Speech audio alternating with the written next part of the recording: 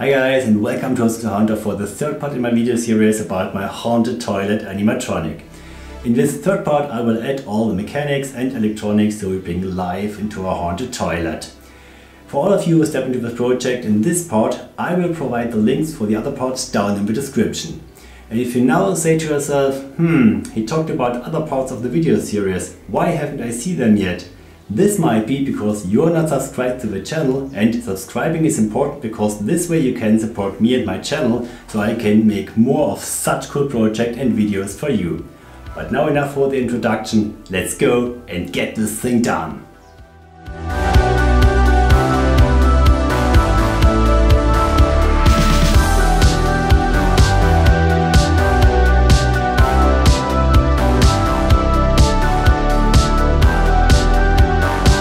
So alright, our tiny house is assembled again and I removed the right wall. So on the one hand I can work on the inside much better, and on the other hand I can film the whole process much better this way. Before we start, just a short advice: I'm not the best in physics, mechanics and the level principle, and I hope my physics teacher didn't hear that now and will correct my physics grade afterwards. So if you look at the scene when the door is opened, then it's in such a way here, it's a little bit angled, it's not completely opened. And the idea is the following. I use the lever principle to open the door, and I have two arms. We have a long one and we have a short one which is attached to the motor. And the long one is attached at this point here, and we have a distance from here to here of 15 centimeters, and that means our short arm has to push 15 centimeters to front to bring the door in this position. And to make it work, I set up the mechanism in such a way that this point and the motor are in line and the arm is in parallel to the outer wall here. So first I will cut a hole into the ground, put the motor inside and attach it this way. Then I will use aluminum to cut the two arms here. The long one is 77 centimeters and the short one is 15 centimeters. Screw them together and attach it to the motor and to the door, of course.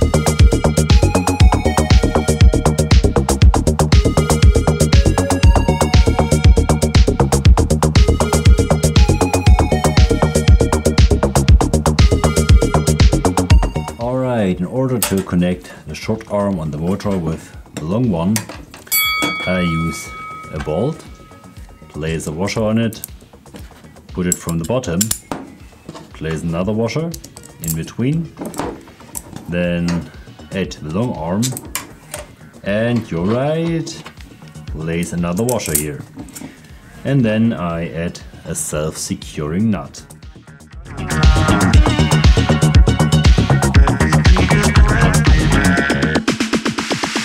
In order to connect the long arm to the door, I use such an angel bracket here and place it in this way.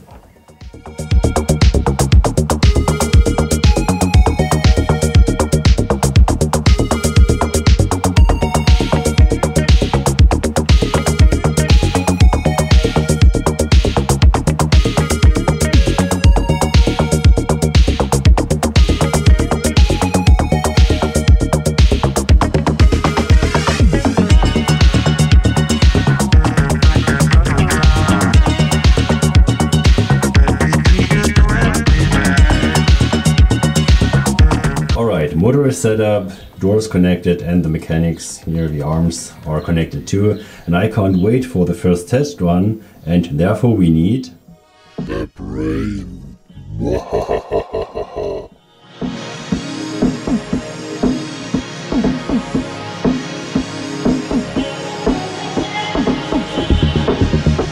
So right, here we have it, the control center, our brain of the animatronic. We have a 5-volt power supply, we have an Arduino Uno, We have a Mosfet Trigger module, we have some relays, we have a sound module.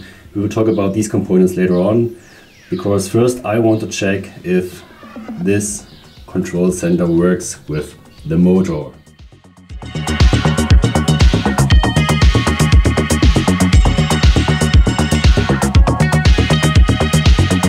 Alright, everything is set up. Here's the door, and now let's come to the first test run. Okay, I trigger everything. The short pause at the beginning is defined by myself.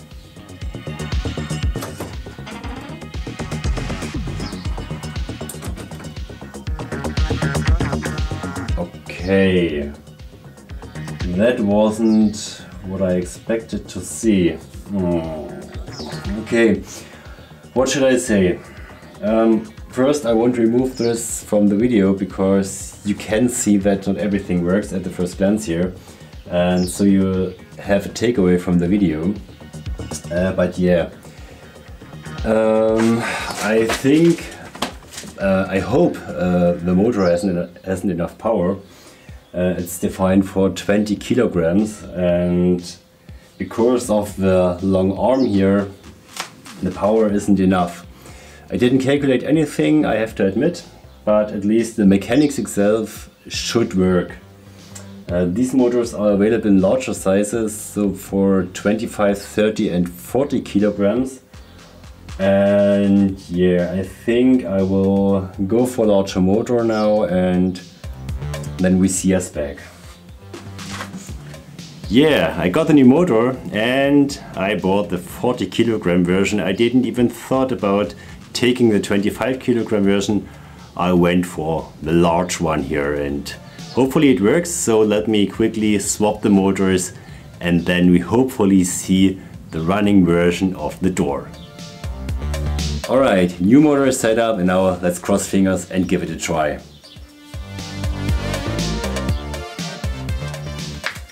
So we have the short pause at the beginning, and now...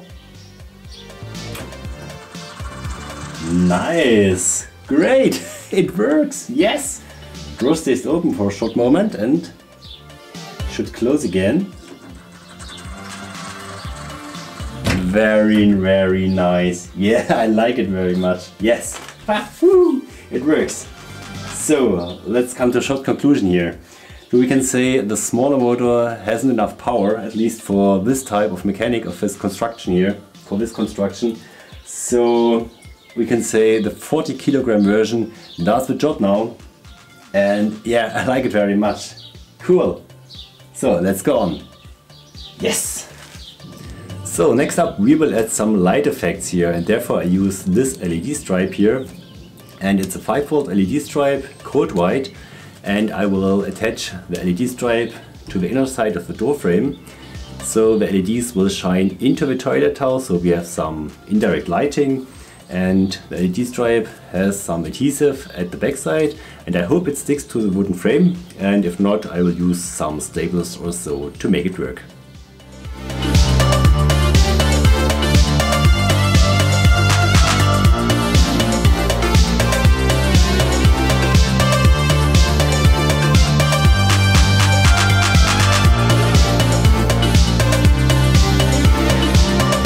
The LED stripe is attached to the Mosfet Trigger module, and this trigger module is attached to the Arduino, so it gets activated and deactivated by the Arduino. And here we have the wire from the power supply, plus minus 5 volts. Alright, now we have the full setup here. So we have the fog machine, which is attached to this relay here, and the relay is controlled by the Arduino. We have a sound module connected to the Arduino, and I attached a speaker using a wire. Here's the speaker, temporary for testing. Then we have the Mosfet Trigger controller, which is used for the LED stripe. And I attached the motor of the driver 2 here. And I connected the mechanical connection for the door mechanism again, so we can run the full setup now.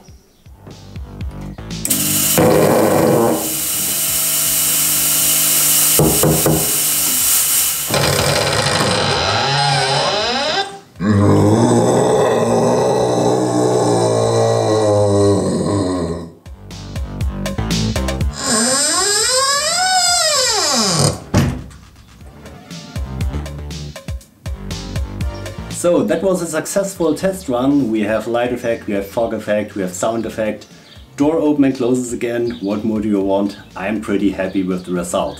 What's left now is triggering the Halloween prop, and as you saw I have to connect the wire on the Arduino, and to be honest that's not pretty cool during Halloween. And I don't want to use a motion sensor because children love to push buttons, and that's why I got this cool giant button here, and I will create a column now, place the button on top so you can trigger the Halloween prop very easy.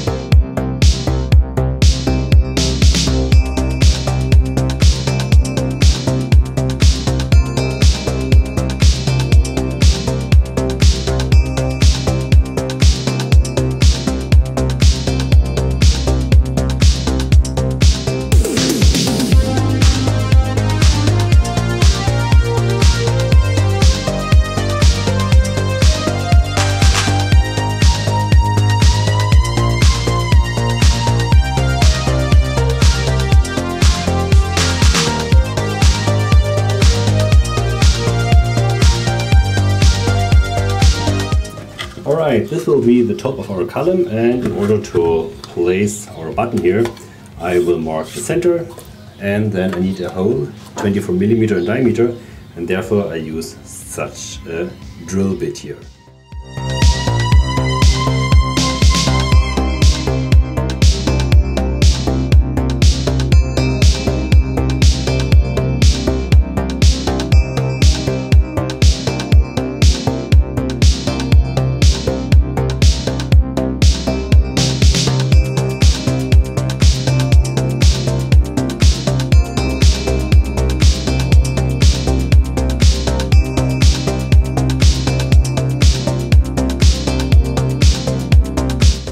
Alright, the top side, this one here with the button, is placed like this, but I won't screw it. I want to be able to remove it if I have to get here to replace something. And therefore I create a decorative trim by using such boards here, one way around, and this trim is attached to the top side, and this way I can place it in such a direction, but it won't move.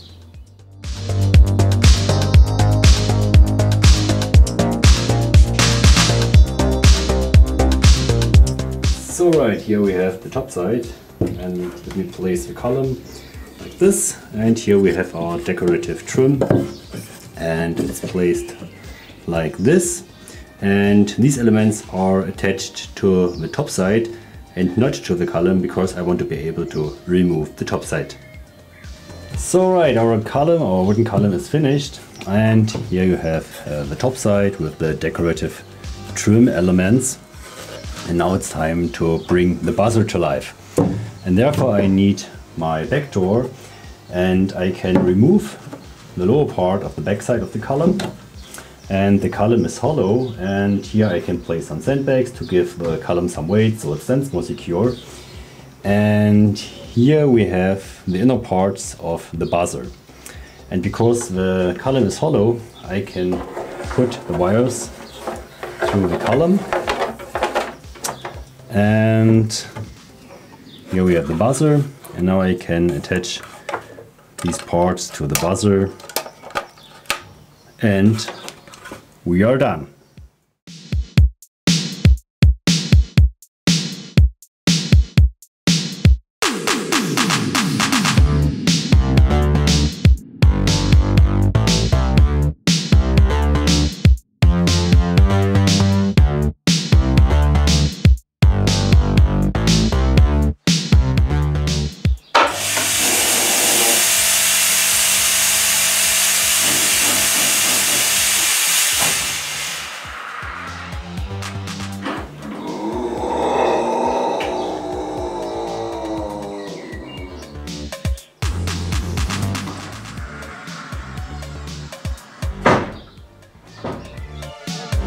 Alright, everything works as expected. I still have to clean up the wiring and install the electronics in a nice way, but more important is our toilet box. I will add a hole here so I can put the arm of the mechanics through it and install the toilet box.